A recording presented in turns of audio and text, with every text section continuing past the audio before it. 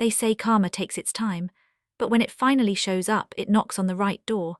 This is how Miss Tasha got to smile again, not because he begged to come back, but because she realized she was never supposed to chase crumbs when she was always the table. He told me she could offer him more. Said it real soft, like he was doing me a favor by lowering the blow. Like adding, "I'll always care about you," to the end of that sentence was gone, soften it. It didn't. I still remember what the words felt like, not just what they were, baby. There's a difference. It was a Tuesday night, and I just brought him a plate of food after working 9 hours straight. Still had my work badge clipped to my blouse and my hands smelled like shea butter lotion and fried salmon. He sat across from me at that little chipped-up kitchen table and told me real calm, "Tasha, Chanel's not better than you, she just got things already figured out. She's got goals, access, her daddy's connected. This could be good for me, for us even. You ever get slapped without a hand touching you?" Because that's what it felt like. That man who I had loved through unemployment, through 2 failed side hustles, through hospital visits and overdue cell phone bills, sat there telling me he was walking away. For a girl who could afford valet parking and customized license plates. And Lord knows I wanted to weep right then. But instead, I picked up that salmon plate, placed it gently in the sink, wiped my hands dry, and said 9 little words that changed my life. You go on and find what you think you need. And when he left, I didn't fall apart. I evolved. Before he left me for her, I thought we were building something. It didn't always look pretty from the outside. No social media reels, no Bahamas vacations or influencer dates at rooftop spots. But it was ours. We lived in a 1-bedroom apartment on the south side. Rent-controlled, thank God. Brown carpets, old appliances, and a bathroom sink that made that little gurgle at night like it was trying to hold a secret. But I never needed Shine to feel secure. We had late-night talks and early morning coffee. Sometimes that was enough. His name was Darian. Met him at my cousin Malika's engagement party. He was smooth and not flashy but confident, wore cologne like wealth and had a voice you could sleep in if it was a pillow. And at the time, he was trying, fresh out of technical college with dreams of starting his own clothing label. I'm talking designs, sketches, samples in notebooks, mannequins in the corner of the living room like silent roommates. I believed in it, believed in him. So I supported. Offered half my refund check that year to help him launch his website. Told myself what's mine is his. What no one tells you is, some folks'll let you believe in them so much, they stop believing in you just so they can rise higher without feeling guilty. I had a 9 to 5 at the insurance call center, nothing glamorous.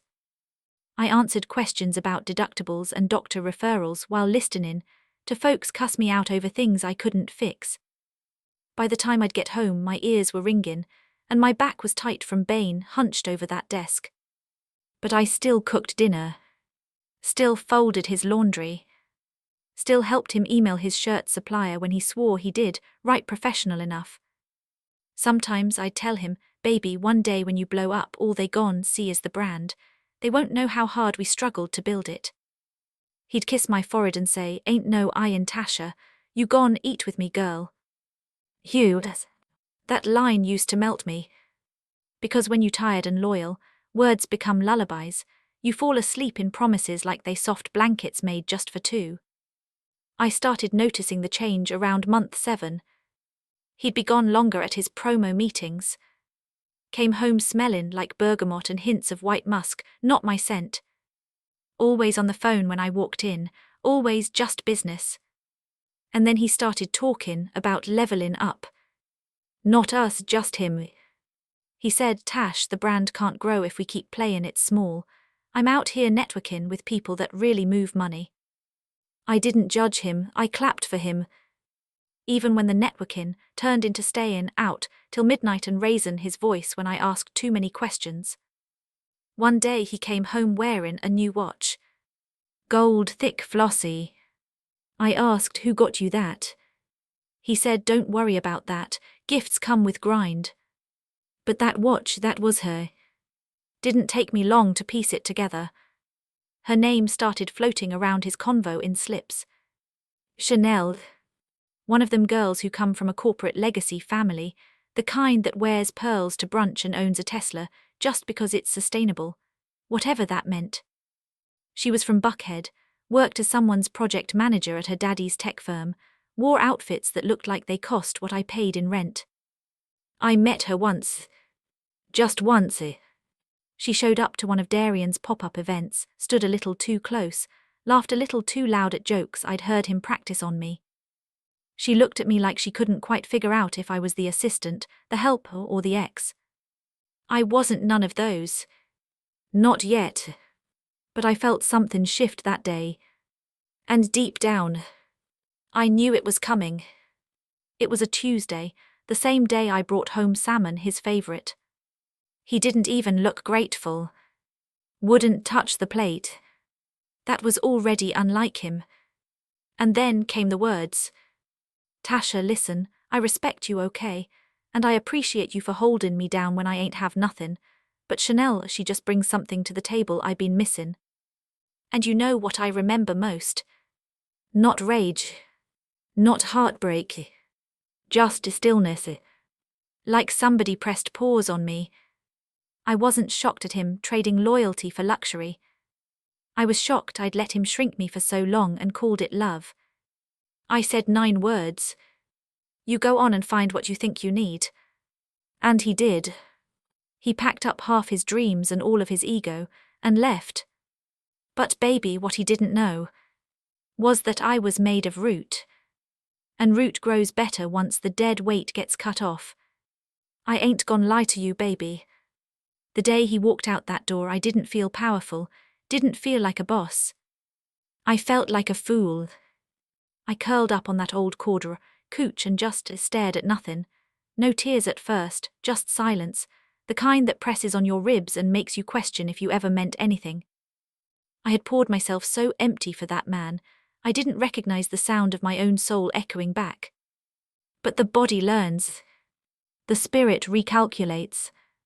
And after a few nights of eating cereal out the box, I sat up with one hand wrapped around a glass of water and thought. He left with nothing I didn't give him, and I still got me. That realization, Hugh, that was the first brick in the foundation. I went to work that week like nothing happened. Smiled at customers on the phone, even though my insides felt like a windstorm. But I also opened a new doc on my computer. Titled it Plan B. See, for years I'd watched Darian run that brand. I was the one macking Canva slides, writing product captions, booking vendor tables, running the square card reader when he got too flustered around customers. What I didn't realize was, I had absorbed everything. The entire structure, the hustle, the language of business, all of it. And if a man can build a t-shirt company out of my living room, then baby, I could build an empire out of my own heartbreak. My idea, a lifestyle brand for women rebuilding from betrayal. Clothes, mugs, journals, all stamped with soft words and sharp truth.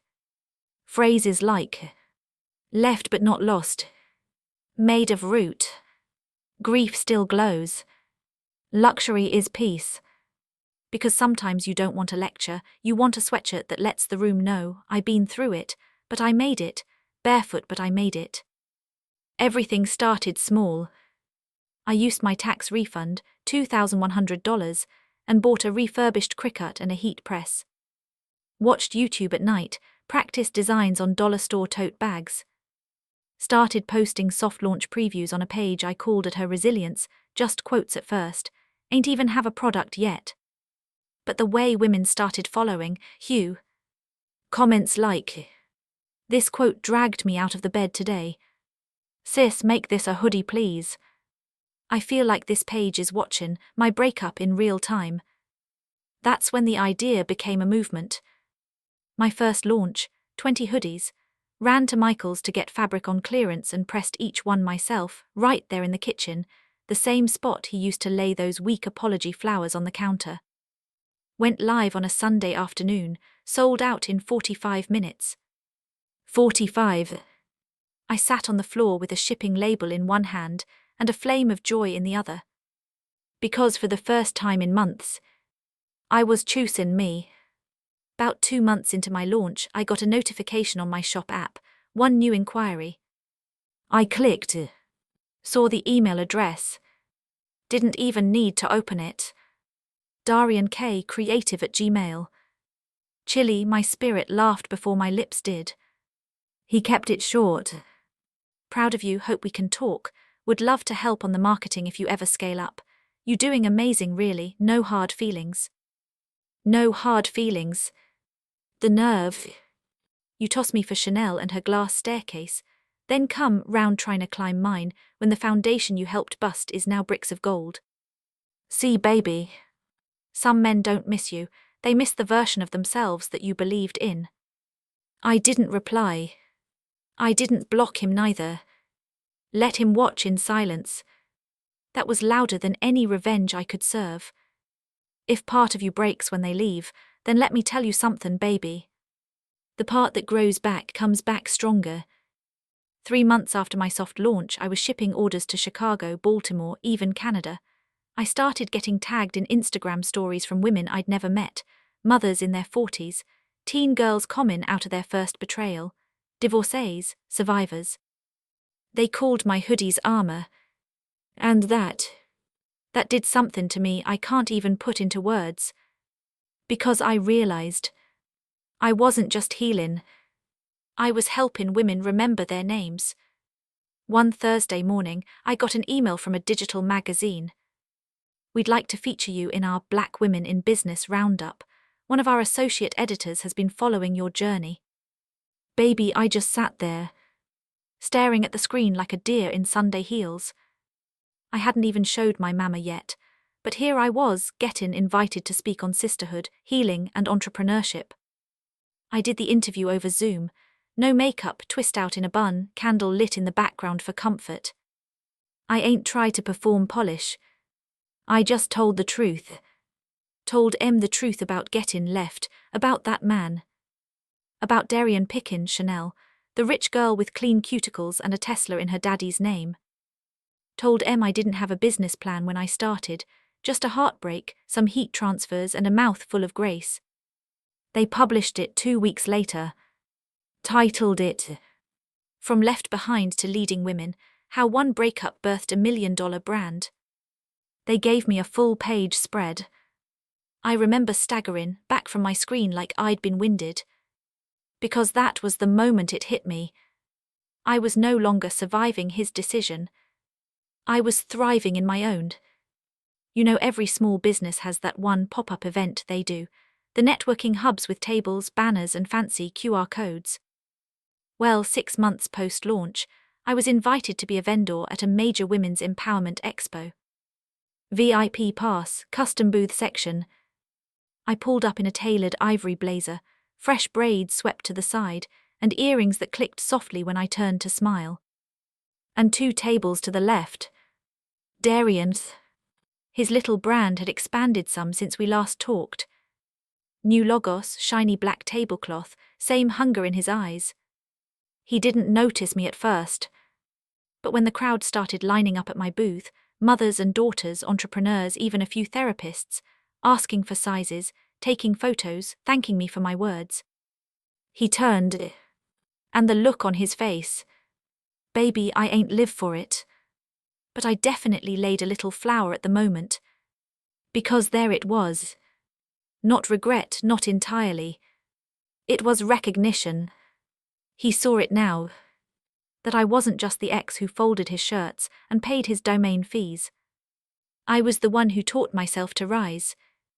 Late that night I got a DM. Crazy seeing you today, you really blew up, huh? I always knew you had it. We should link sometime, talk dream collabs, you still that one. Still that one, MMM. How funny. Now you want to build again, because I did it without you. I didn't reply. Didn't block either. Let him keep looking. Because when a man leaves you for glitter and finds out it don't shine in the dark, let him sit in that. Let grace be your closure. Let silence be your sermon. Funny thing about growth. It'll humble the people who thought they outgrew you. About a month after the Women's Expo, I got invited to be a panelist at a business accelerator event hosted by a local university. Big deal. I was gonna be sitting next to folks that used to feel out of reach, folks with private equity backing, full-time teams, office buildings with a lobby. The woman hosting the event called me personally, said, "Tasha, people know your story, the way you flipped pain into purpose. We need your voice, you're not just selling sweatshirts, you're selling self-worth." I was quiet a moment before I replied, "I'd be honored." I hung up and just stood in my kitchen, staring at that little vision board I made 6 months after Darian left, the old one with the wrinkled magazine cutouts, stuck to the wall with scotch tape and prayer. There in the corner it said, "One day they'll listen." And baby, they were listening. The event was held in a big glass building uptown, real fancy. I had a team now to help with prep, stylist, assistant, even a social media coordinator. I wore a deep emerald green suit, soft satin sleeves and gold buttons, powerful but gentle, the kind of fit that says I don't raise my voice, I raise the value. The lobby had a wall-sized poster with all the speakers listed. And right there under featured founders, Tasha L. Bryant, CEO of her Resilience TM. Lord, I used to chase my worth in the eyes of a man who didn't value it. Now here it was, written in 72-point font. Darian was in the audience. Spotted him halfway through the Q&A. He wasn't even trying to hide.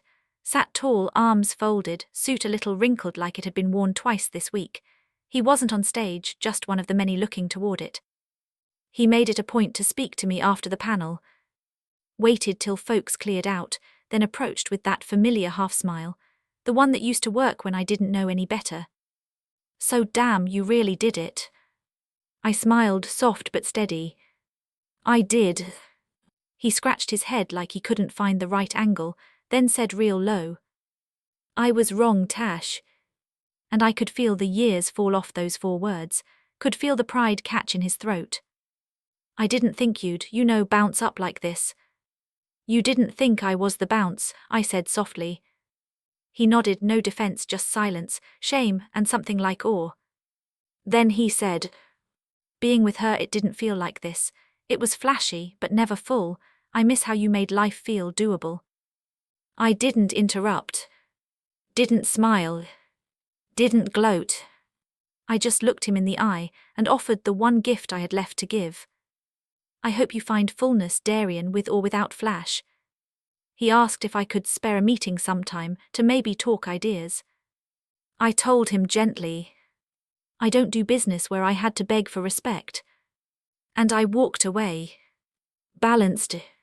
Unbothered. Peaceful. Because baby, there's no louder message than a woman who got dismissed and came back indispensable. After that event, people started using my name in conversations I wasn't even part of. "You heard about Tasha Bryant?" "You mean he are a Resilience? Sis got a distribution deal." She started after her man left her, right? Girl goals. I didn't pay no mind to the gossip. But every time someone new stopped me in the grocery store or tagged me online, I just whispered to myself, look what faith and healing can build when you stop telling people your worth and start walking in it. Because I ain't need applause. Just alignment. The funny thing about success, it don't sound like fireworks, it don't come with marching bands and confetti. No, baby. It feels like stillness. Like breath common, easy again. Like peace pulling up a chair and saying, "Hey girl, you ready now?" I had my moment. Had many of 'em actually. But what stayed with me wasn't the sales, wasn't the followers count climbing or the brand collabs dropping into my inbox. It wasn't the time Tabitha Brown wore my hoodie on her live, though honey, yes, I screamed. No, what stayed with me was one simple afternoon.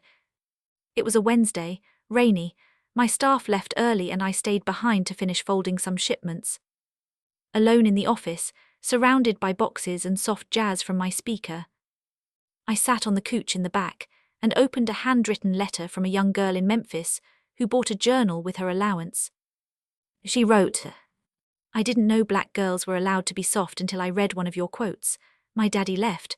Then my mom's boyfriend told me I gotta toughen up, but you said soft ain't weak, so I'm trying to be soft anyway, thank you. I sat there staring at that letter, hands trembling, eyes full. Because that right there, that was what I was building all along. Not revenge, not success for show, not clapbacks or look at me now posts. But healing. Rippled out through every order, every post, every message stitched into fabric or inked on paper. I wasn't just building a brand. I was passing out mirrors, baby. And saying to every woman who'd been left, broken, overlooked, you still matter, you didn't lose anything God can't replant. I took a solo trip to New Orleans that fall. No laptop, no hoodie drafts, just me, a notebook and a big wide sky waiting to be felt. Ordered gumbo in silence, walked the 9th ward and let the spirit of survival hold my hand. And somewhere between the beignets and the bayou I realized I wasn't becoming a new woman. I was finally meeting the one I'd buried under all that loyalty and self-abandonment. I met a Tasha that didn't beg to be chosen. A Tasha that didn't pour into cups with holes in the bottom. A Tasha that no longer needed closure from people committed to confusion. Hugh, that was freedom, baby. It's coming, I can feel it. But I don't chase it anymore. Because I already found love when I found my voice and used it on myself. Love gone, have to come find me strong, silent and ready. Because I ain't folding myself again to fit nobody's box. And the man who's meant for the woman I am now, he gone meet her at the top, not at the bottom of someone else's ladder. They say karma takes its time, but when it finally shows up it knocks on the right door. And when it knocked on mine, I didn't open it with anger. I opened it with grace. See, when he left me for that rich girl, for shinier things, easier access, I thought maybe I was the problem. But baby, no. What I learned is that sometimes people don't outgrow you. They just outpace the version of themselves they only knew how to be beside you.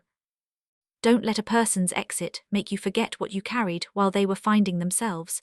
Don't let their betrayal become your story's ending. Because truth is, sometimes the richest thing you'll ever gain is finally realizing you never needed rescue, just room to rebuild.